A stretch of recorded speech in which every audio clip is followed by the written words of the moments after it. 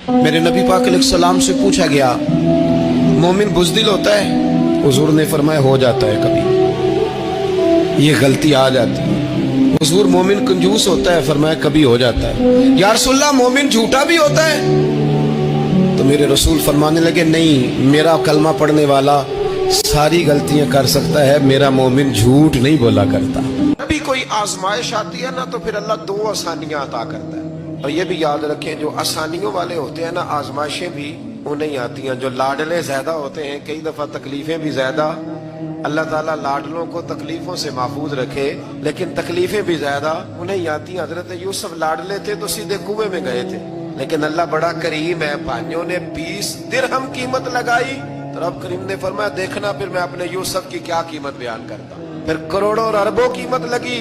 फिर कहाँ की आजमाइश थी, कहाँ की बात थी, वो हर जगह साबिर रहे, किसी जगह